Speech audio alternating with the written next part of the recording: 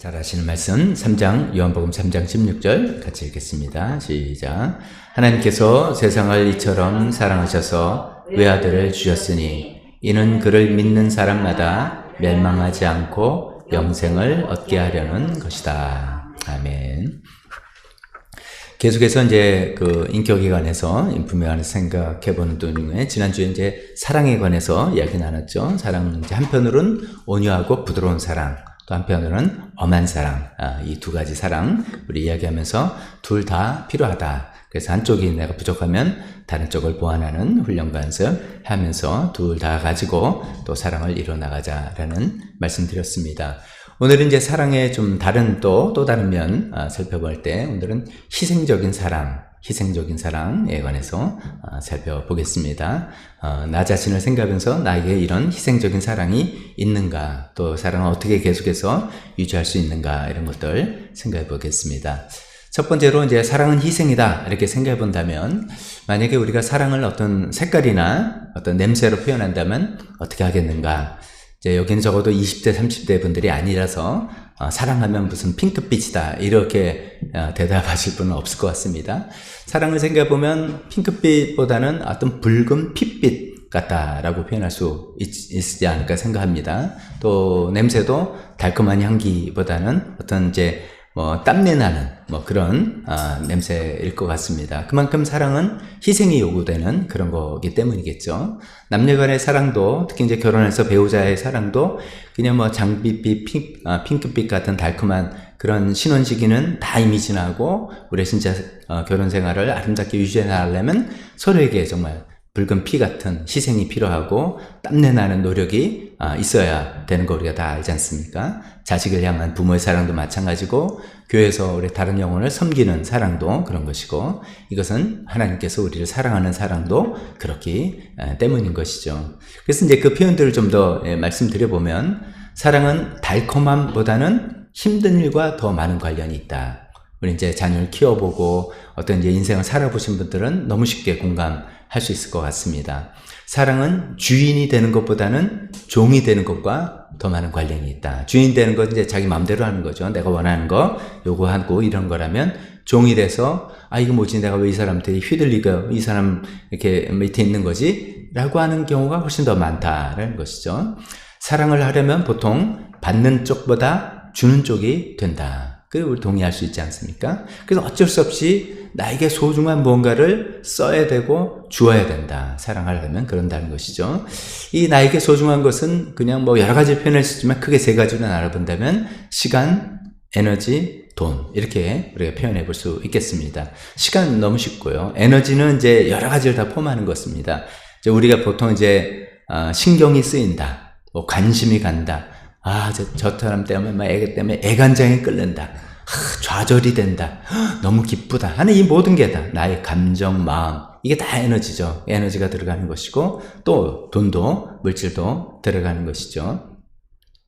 성경에 보면 그 유명한 이제 선한 사마리아인 비유 우리 아시지 않습니까? 그 비유 이제 내용이 이런 내용이죠. 예수님께서 율법에서 가장 중요한 것 중에 하나가 하나님 사랑하신 것이지만 내 이웃을 내 몸과 같이 사랑하는 것이다 라고 하니까 깜짝 놀라서, 누가 우리의 이웃입니까? 라고, 누가 이웃이라서 내 몸처럼 그렇게 사랑해야 되는 대상입니까? 라는 질문을 할 때 예수님께서 답변하신 게 선한 사마리아인 비유지 않습니까?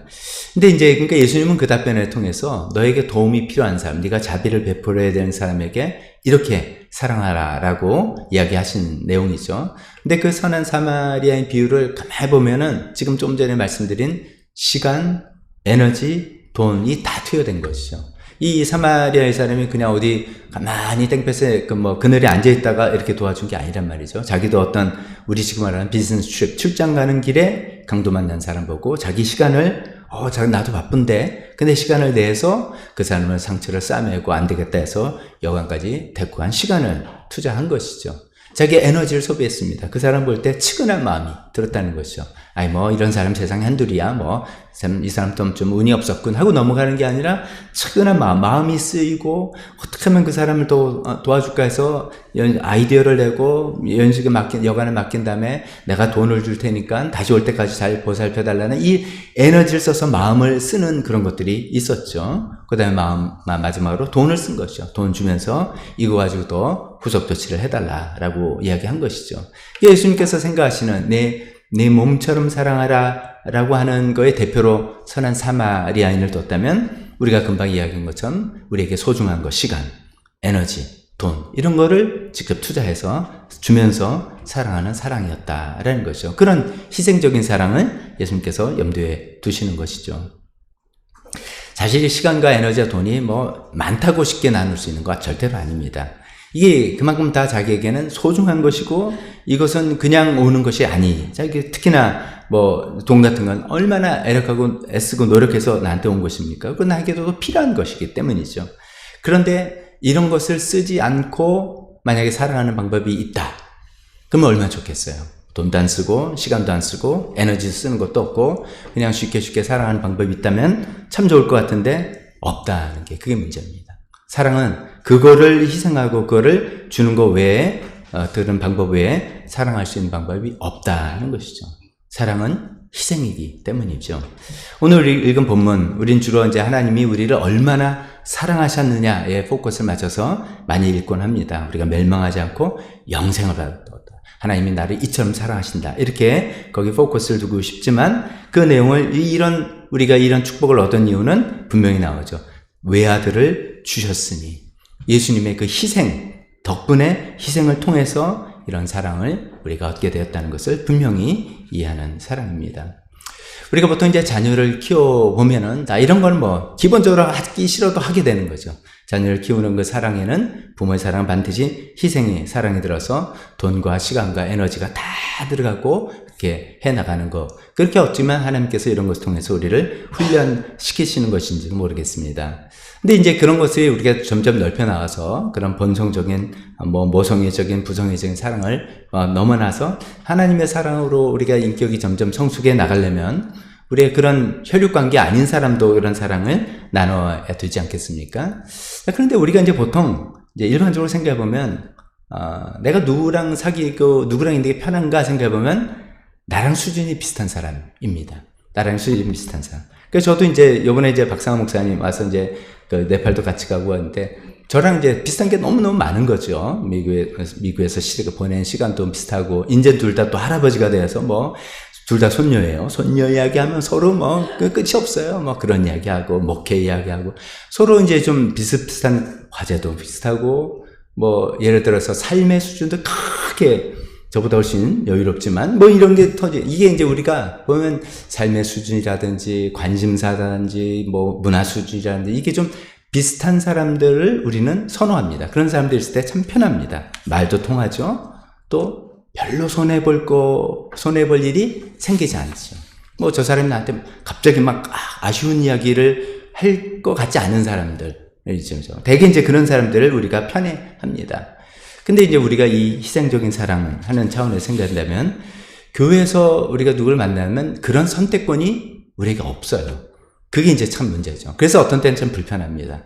선택권이 없이 나랑 너무나 다른 사람, 너무나 차이가 나는 사람, 뭐 이런 사람들을 하나님께서 크게 붙여주시는 건데 그건 사실 좀 어떻게 보면 어쩔 수 없는 거죠. 우리가 교회 안에서 예수 그리스도의 형제 자매로 서로 만나서 사귀어 나가고 함께 교회를 관계를 한다는 것은 어쩌면 처음부터 나 자신을 내어주기로 결심하고 우리가 이런 관계를 맺어 나가는 것이죠. 그래서 시간 투자해서 목장 모임으로 교회 주일 예배로 만나는 것이고 에너지를 써서 뭐 남들이 뭐 어떻게 된다 뭐 신경 씁니까? 중보기도 올라오면 정말 마음이 아파서 진지 기도하게 되고 목장 친구들 이야기 되면 어떻게 애를 쓰게 되고 이거 이렇게 하면 안 되는데 생각 막 애간장이 닳고 뭐 어떻게 보면 뭐 우리 가족인가 우리 자녀인가 아닌데도 하나님께서 이렇게 붙여진 관계에서 네가 사랑해보라고 하나님께서 우리 인생에 붙여준 사람이기 때문에 에너지가 들어가는 것이고 또 돈도 들어가는 것이고 이렇게 하는 것이죠. 이런 것을 우리가 어쩔 수 없는 하나님께서 붙여준 사랑인데 그것이 왜 그런가 하면 사랑이 희생이기 때문인 것이죠.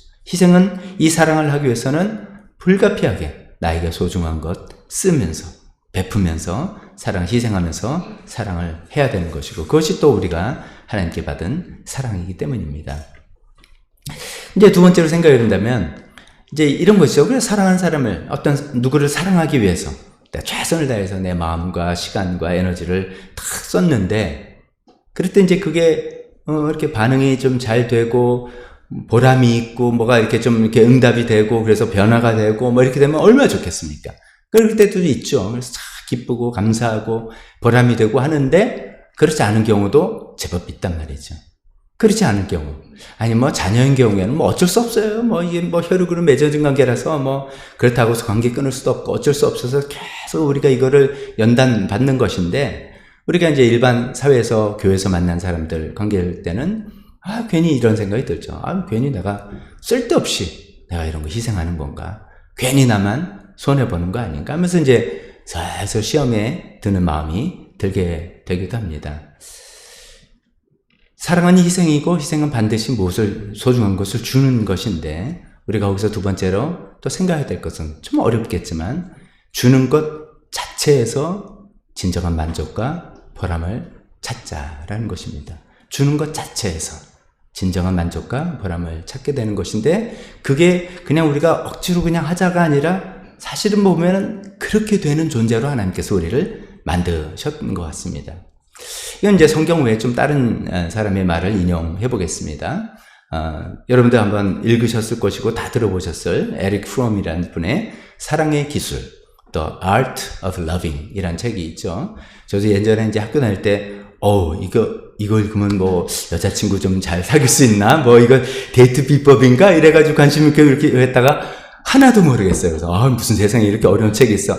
이런 내용입니다. 이분이 이제 정신분석가이고 사회심리학가고, 이분은 크리스찬은 아닌데 유대인으로서 그런 성경에 대한 배경 가지고 이제 쓴 것이죠.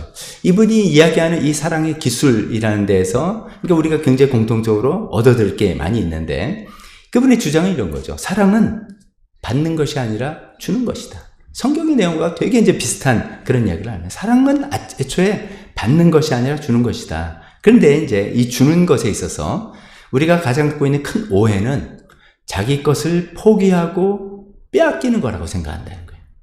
그러니까 이제 내 소중한 것을, 아까 말한 거 내 소중한 시간, 에너지, 돈, 이거를 사랑해야 된다고 이거를 이렇게 줘야 되는 거야? 아깝게 뺏기는 거야? 이렇게 생각을 한다는 것이죠.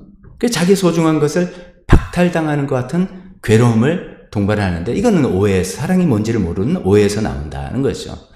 제가 그 말에 이제 살을 더 붙여보면 그런 것이죠. 그래서 우리가 사랑은 희생이고 내 소중한 것을 주는 것인데, 이게 그러면 내가 이렇게 줬으면 좀 뭔가 이렇게 반응이 나와야 되는데, 저 사람도 좀 이렇게 감사함을 하나님을 알게 되고 이렇게 변화가 되고 이래야 되는데, 그게 없을 때 속이 상하고 화가 나고 그 상대방한테 열이 받치고 이렇게 되는 그런 경우가 우리가 얼마나 많느냐 이것이죠. 이 에릭 프롬은 계속해서 이렇게 이야기합니다. 준다는 행위 자체에서 나는 나의 힘, 나의 나의 능력을 경험한다. 이게 좀 아리송한데 좀 더 부연 설명 계속 해볼게요. 그러면서 좀 이렇게 어려운 단어로 내가 누구에게 줄 때 고양된 생명력, 이거 우리 문어체로 잘 안 써요. 뭐가 이제 고치됐다는 거죠. 고양된 생명력과 잠재력을 경험하고 커다란 환희를 느낀다. 말이 좀 딱딱하죠. 이런 것이죠. 우리가 준다는 행위 자체에서 나의 생명력이 고치된다는 거죠. 무슨 뜻이냐면, 내가 누구에게 주려고 할 때, 내가 저 사람 없는 이런 걸 갖고 있네?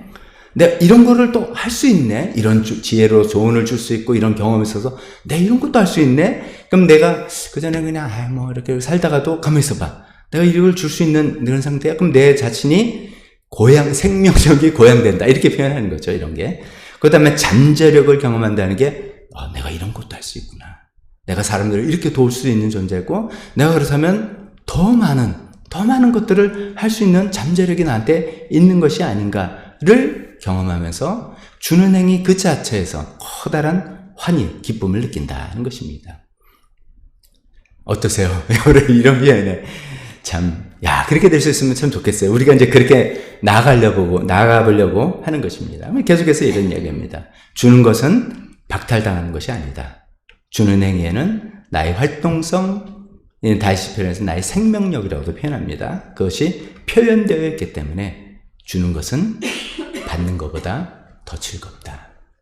이거 어디서 많이 들어본 표현이 아닙니까? 주는 것은 받는 것보다 더 즐겁다. 주는 행위 자체에서 나의 생명력이 고양되고 나의 잠재력을 확인하기 때문에 환희를 느끼기 때문에 주는 것이 받는 것보다 더 즐겁다. 이거 누구 얘기입니까? 예수님 얘기잖아요. 사도행전에 사도 바울이 인용한 것처럼 주는 것이 받는 것보다 더 복되다 하신 그 얘기죠. 예수님께서 주는 것이 받는 것보다 더 복되다라고 할 때 이 복에 우리가 초점을 맞추면 우리가 이렇게 생각할 수 있습니다. 아, 그래, 지금 이게 주면은 나중에 더 많은 것으로 저 사람한테 돌려받을 수 있어 라는 복, 아니면 내가 누구에게 베풀어 줄 때 하나님께서 보상해 준다는 복, 이렇게 생각할 수도 있습니다. 그런 경우도 있어요, 물론. 그런데 이제 에릭 프롬의 이 말과 또 우리가 본질적으로 생각해 본다면 그런 얘기가 아닌 것이죠. 주는 것 자체에서 느끼는 기쁨과 만족과 행복, 이것을 이야기하는 것 같습니다. 계속해서 그 에릭 프롬의 이야기를 조금 더 인용해 보겠습니다. 이런 얘기를 또 합니다. 우리가 물질적인 영역에서, 돈이죠. 물질적인 영역에서 준다는 것은 내가 부자라는 것을 의미한다. 근데 부자는 돈이 많은 사람이 부자가 아니라 많이 주는 사람이 부자다. 이런 것도 우리가 좀 많이, 이분은 뭐 어떻게 해서 이런 걸 깨달았을까 생각적으로 우리가 공감해 볼 수 있는 내용입니다. 물질적인 명령에서는 돈이 많은 게 부자가 아니라 많이 줄 수 있는 사람이 진정한 부자다. 이런 얘기를 하고, 물질적인 영역보다 더 중요한 영역은 우리 인간적인 영역이다. 우리가 이제 남에게 주는 것에 대해서 돈만이 아니라 또 시간만이 아니라 인간적인 영역인데, 이것이 자기 자신 속에 살아있는 것을 준다는 뜻이다라는 거예요. 그게 뭔가 뭘 말하느냐면은 자기 자신의 기쁨, 자기의 관심, 자기의 어떤 세상을 이해하는 이해, 인간을 이해하는 이해, 지금 지식, 또 유머, 슬픔, 경험, 이런 모든 것들, 자기 속에 있는 것들. 근데 그 자기 속에 이런 것들이 있어서 자기를 살아있는 존재로 느끼게 하는 이런 것, 그걸 이제 생명이라고 표현합니다. 성경에서 말하는 영생 얻는 거하고 조금 이제 다른 언어로 사용하고 있죠. 이런 것들을 나눠줌으로써 내가 정말 살아있다는 것을 더 느끼게 하고, 그런 것을 통해서 내가 이것을 줄 때, 내가 이것을 주니까 사람이 이렇게 감사되고 변화되고 이거를 기대하는 것 자체가 아니라, 그럼 뭐 의뢰 되면 더 좋겠죠. 나는 그거에 대한 반대급부를 계산하는 게 아니라 주는 것 그 자체에서 기쁨과 행복을 느낀다라는 그런 얘기를 하고 있습니다. 이런 것이 좀 우리가 좀 생각해 봐야 돼요. 그러니까 아까 인용했던 예수님께서 말씀하신 주는 것이 받는 것보다 더 복이 있다라고 하신 그 말씀과 연결해서 우리가 생각해 볼 수 있지 않을까 싶습니다. 줄 수 있는 것에 감사. 그것이 내가 누구에게 줄 수 있는 것이 내 노력에 의해서 의한 게 아니라 하나님의 축복임을 알기 때문에 또 감사. 또 내가 줄 수 있다는 것은 내 안에 어떤 생명, 에릭 프롬의 표현대로 생명, 나 자신의 살아있는 것, 나를 나대게 하고 내 안에서 계속 끊임없이 내가 나를 느끼고 경험하고 발전하고 있는 그런 것들이 내 안에 있다는 것을 확인하는 것에 감사. 주는 행위가 그 나의 생명력을 고양하고 나의 잠재력을 경험하게 되는 것 때문에 감사. 주는 행위 자체가 나의 기쁨과 행복이 됨에 감사. 그런 의미에서 복이 있다라고 하시는 예수님 말씀이 아닌가 싶습니다. 그래서 이제 드리려는 말씀의 포인트는 거죠. 우리가 사랑은 희생이고 희생은 반드시 주는 것인데, 주는 것에 있어서 보답과 반대급부를 너무 우리가 기대하고 계산하다는 우리는 힘들다 이거죠. 세상에 그렇게 되는 게 없죠. 자식도 마음대로 안 되고, 아니요, 자식이 제일 힘든 건가요? 하여간 잘 안 되기 때문인 것이죠. 그래서 이제 그런 거 또 이제 주시면 감사하지만 일단 우리는 주는 것 자체에서 행복과 기쁨을 누려보는 그런 수준까지, 그런 단계까지 가보면 좋겠다라는 말씀입니다. 세 번째로는 재충전이 필요하다라는 말씀입니다. 희생적인 사랑, 이게 일회성이 아니라 지속적으로 해야 되는 사랑이기 때문인데요. 근데 우리가 인간인지라 탈진을 하게 되잖아요. 충전이 없으면 탈진하는 거죠. 자동차에 연료 탱크에 계속 기름이 충전이 돼야지 갈 수 있다는 것과 똑같은 이유입니다. 우리는 어떤 면에서 재충전이 필요한지 세 가지 면에서 재충전이 필요하다는 말씀 드리겠습니다. 첫 번째는 영적인 재충전이 필요한 것이죠. 다윗의 그 인생을 보면 제가 그런 말 한번 드린 적이 있죠. 다윗의 그 삶은 참 고상하고 아름다운데 다윗이 겪은 인생은 절대로 담고 싶지 않다. 고생 많이 했어요. 너무 힘든 일을 많이 겪었어요. 근데 그 힘든 일 가운데서도 다윗이 우리가 흠모하고 정말 따르고 싶어하는 다윗이 된 것은 그러고 힘들고 어려울 때마다 다윗이 하나님과 개인적인 시간을 가졌기 때문인 것이죠. 힘들고 어려울 때 그는 하나님 앞에 홀러서서 기도하고 찬양하고 하나님 말씀 듣고 하나님의 위로와 힘을 받는 그런 시간을 가졌던 걸 알 수 있습니다. 그래서 시편 46편 1절 같은 그런 고백이 늘 있죠. 하나님은 나의 피난처시며 우리의 힘이시며 어려운 고비마다 나의 곁에 계시는 구원자다. 이것이 다윗이 하나님과 그런 시간을 통해서 늘 충전을 받았기 때문에 영적인 충전을 받았기 때문에 고백할 수 있는 그런 내용이라고 우리가 알 수 있습니다. 예수님도 그러셨죠. 예수님도 굉장히 그렇게 바쁜 그 사역 일정 가운데서 예수님도 정기적으로 하나님과 시간을 갖는 시간을 가졌습니다. 마태복음 14장 23절에 보면 오병이어 사건이 난 바로 다음입니다. 너무나 기적적이고 어떻게 보면 굉장히 업될 수 있는 그런 시간인데 제자들 너네끼리 먼저 가라 그러고 예수님은 따로 기도하시려고 산에 올라가셨다. 예수님 이게 루틴이에요.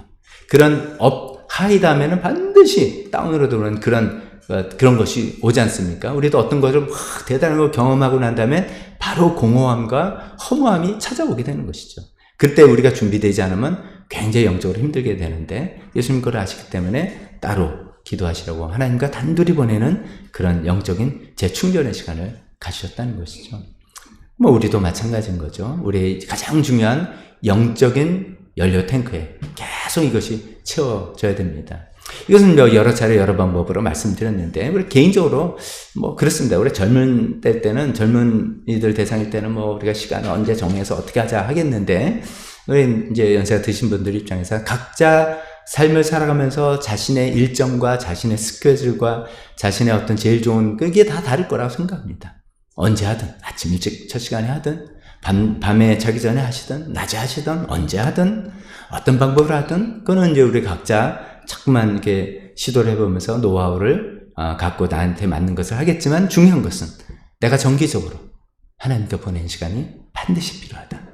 하나님 말씀을 묵상하고 말씀 그냥 읽는 것이 아니라 그 말씀 곱씹어보는 시간, 또 하나님께 기도하는 시간, 그 기도는 내 필요를 막 하나님께 열거하는 시간이 아니라 하나님과 대화하는 그런 시간, 하나님 말씀을 들어보려고 하는 그런 시간, 또 찬양의 시간, 이런 시간을 통해서 나의 마음을 멜로디에 담아서 고백하고 또 어떤 때는 들으면서 또 찬양하는 이런 시간을 통해서 하나님 주시는 힘과 그 에너지를 계속 우리가 충전해 나가야지만 희생적인 사랑, 이게 말이 쉽죠. 얼마나 힘든 겁니까? 내 소중함을 계속 퍼주어야 되는 건데 그 충전이 돼야지만 되겠습니다. 두 번째로 우리가 재충전이 필요한 영역은 정서적인 면에서입니다. 정서적인 면에서 우리는 또 재충전이 필요합니다. 우리가 영적으로는 재충전이 되었지만도 여전히 남에게 사랑을 베풀 어떤 기력, 관심을 줄 수 있는 힘이 안 생길 때가 있습니다. 되게 이제 그런 얘기 하죠. 우리 삶을 살면서 스트레스 지수 중에 가장 큰 스트레스 지수가 배우자의 죽음, 100이다, 100점 만점 100이다, 그러지 않습니까? 부축음, 배우자의 죽음, 이혼 등등 이제 쭉인데 우리 삶 속에 어떤 그런 커다란 일을 닥쳤을 때, 커다란 스트레스가 내 안에 딱 왔을 때, 신앙적으로는 내가 하나님과 기도도 하고 하지만도 나는 또 정서적인 면이 있는 존재이기 때문에 힘듭니다.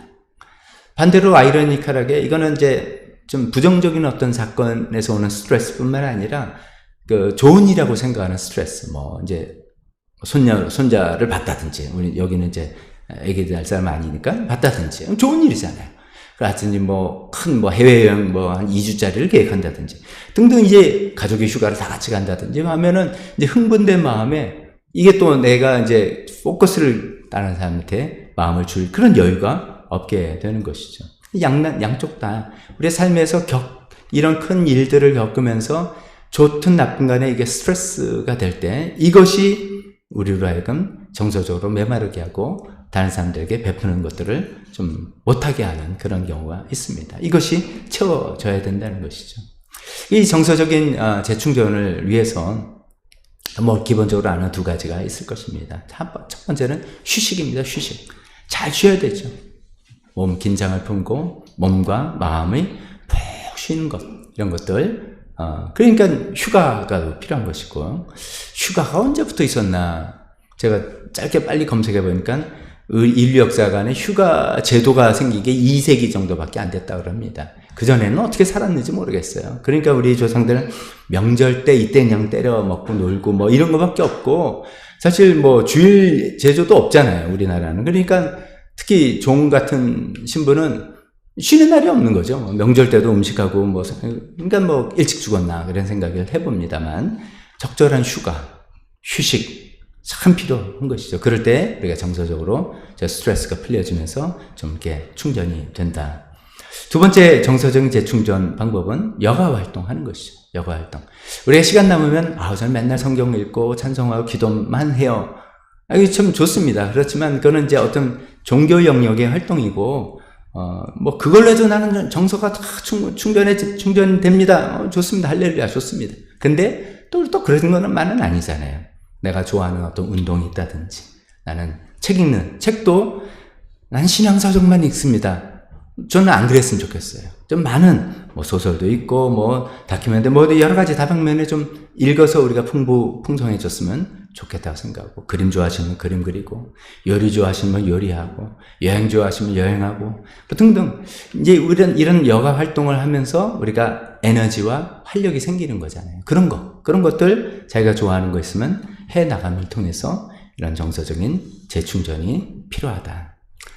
세 번째로는, 그럴 때 이제 제 포인트는 다 뭐 이렇게 잘 쉬자가 아니라, 그럴 때 내가 충전이 돼서 다른 사람들을 지속적으로 희생적인 사랑을 할 수 있게 된다는 그런 말씀이죠. 세 번째는 육신적으로도 재충전을 해야 된다. 우리가 뭐 몸이 아프고 피가 나면 뭐 만사가 다 귀찮습니다. 뭐 할 힘이 안 나죠. 그렇기 때문에 몸을 관리하는 것 굉장히 중요한, 우리 신앙생활에 여기 우리가 지금 그리스도의 성숙한 인격이라고 이야기하는데, 그런 성숙한 인격으로 성장해 남에 있어서 몸을 관리하는 것도 굉장히 중요한 영역이다라고 우리가 생각하는 게 좋겠습니다. 몸을 관리하는 방법은 요즘 뭐 얼마나 그런 정보가 많이 나옵니까? 다 이구동성으로 세 가지로 집결되는 것 같습니다. 음식, 운동, 수면, 그런 것이죠. 음식, 건강한 음식 잘 먹어야 되는 거 여러분 노하우 다 아실 테니까 해야 됩니다. 배 채우게 먹는 게 아니라 내 건강을 위해서 음식을 먹는 걸로 바꾸고, 운동 두말할 필요 없습니다. 자기 몸과 건강 상태에 맞는 운동 꾸준히 해나가는 것이죠. 생활상의 운동 좋은 것이죠. 세 번째, 수면. 이게 저는 이제 제가 얼마 전부터 이 수면에 대한 생각이 조금 바뀌었어요. 저도 이제 계속 잠을 많이 자면 그 게으른 사람이지, 목사가 잠을 아껴서 뭘 맨날 해야지, 이런 생각을 많이 갖고 있는데, 가만있어 봐. 이게 목회도 장기적이고 인생도 이게 장기적으로 쭉 하는데, 잠자는 시간이 나의 정신 건강, 육체 건강에 굉장히 중요한 거구나, 이런 것을 이제 더 깨닫게 되는 것이죠. 그래서 좀 충분한 시간을 수면을 갖는 것에 대한 좀 죄책감이 그전엔 좀 제가 있었어요. 사실 내가 이래도 되나 이랬는데, 아니다. 이거를 내가 계속 이것을 하기 위해서 나는 수면을 잘 취해야 되겠다 생각을 하는 걸로 바뀌었습니다. 이래야지 내 몸이 튼튼하고 건강해서 남들에게 베풀 수 있는, 희생할 수 있는 사랑을 해 나갈 수 있게 되는 것이죠. 몸 관리 잘하는 게 이게 뭐 우리가 그냥 오래 살라고 하는 거겠습니까? 건강하게 살려고 하는 것이죠. 그래서 건강하게 살아서 다른 사람들을 지속적으로 베풀어주는, 희생하는 사랑을 할 수 있게 하는 그 차원이지 않습니까? 말씀을 정리해 보겠습니다. 오늘은 이제 지난 시간은 온유한 사랑과 또 거친 엄한 사랑이었다면, 오늘은 희생이라는 다른 측면을 우리가 이야기하고 있습니다. 사랑은 나의 소중한 것을 나눠주는 것입니다. 시간과 에너지와 돈을 주는 그런 희생을 통해서 우리 사랑이 전달되는 것입니다. 하나님께서 우리에게 그렇게 하셨고, 우리에게도 다른 사람에게 이렇게 하라고 선한 사마리아인 비유를 통해서도 이야기하고 계십니다. 그러니까 두 번째는 주는 행위를 주는 행위는 잘못하다가 우리가 시험 들기 쉽습니다. 내 것 막 그렇게 내 것만 뺏기는 손해보는 거 아니야? 라든지 반대급부 막 계산하다가는 금방 실망하게 됩니다. 주는 행위 자체가 기쁨이 된다는 그 경지가 뭔지, 예수님 하신 말씀대로 받는 것보다 주는 것이 더 복되다는 그 경지가 뭔지, 이것을 자꾸만 우리가 연습하고 생각해보고 그런 경지에 나아가서 줄 수 있는 우리가 되었으면 좋겠습니다. 세 번째, 지속적인 사랑을 위해서는 재충전이 필요하다. 영적인 재충전, 정서적인 재충전, 또 육신적인 재충전, 계속해서 지속적으로 이런 사랑을 베풀 수 있는 그런 인격의 소유자가 다 되었으면 좋겠습니다. 기도하겠습니다.